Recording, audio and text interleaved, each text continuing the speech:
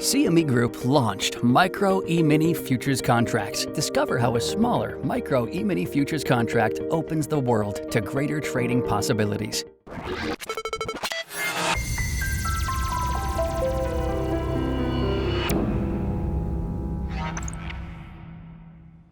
Welcome to Market Movers. I'm Jim Urio with Bob Iacchino. So good to have you, Bob. Okay. Good to be here, Jimmy. So we have, at the end of the week, NFP. But everything's changed. Since the G20, supposedly we're on the path to a meeting. So now does this unemployment become, if it's good, could it be ominous for stocks in that it moves the Fed away from ease? Yeah, this particular NFP is all about the Fed. The Fed right now, the probability of the rate hike is still there, but this has been a Fed-driven rally, not a trade deal-driven rally, in my opinion. I agree with you. So what number do we want for the best boom for the buck in the stock market? I'm really looking at the wages more than anything. If we get a recovery number, that's fine. If we get a low jobs number, that's fine because it keeps the Fed in place. But if we see wage growth on the backs of that prices paid ISM, that was so dramatic that we have this morning, I think the wage numbers is going to be a worry. I think that could be too. Now, before we dive into our trade discussion, I'd like to point out that these are examples, not recommendations or advice. When we price these out, the SEP S&P was trading at about 29.60.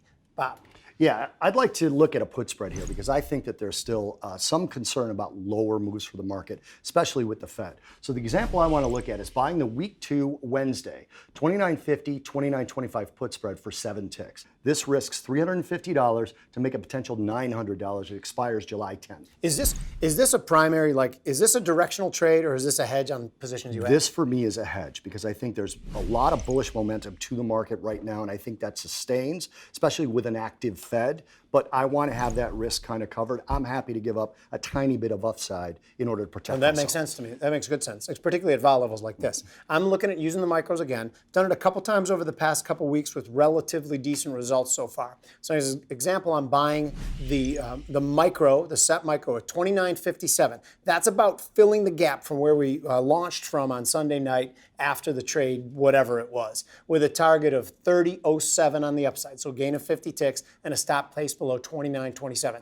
That risks 150 to make 250. Thoughts? Here's what I really like about this trade is you didn't target that round number. The round number tends to be a magnet, but often we go right through it before we pull back on it. So I really love your target. We've been around a long time for that, right? Now, what other market is going to give you any risk signals? I saw that the crude rejected above 60. What other market are you looking at? So copper, to me, trades like there's no possibility of a trade deal. So that's the one market I want to look at. Copper is just weak. Even when we get the 3-day spike, comes off strong today. So copper's the side market I love it. Glad you were here. Thanks for joining us on Market Movers. I'm Jim Urio, where we are helping to make you a better trader.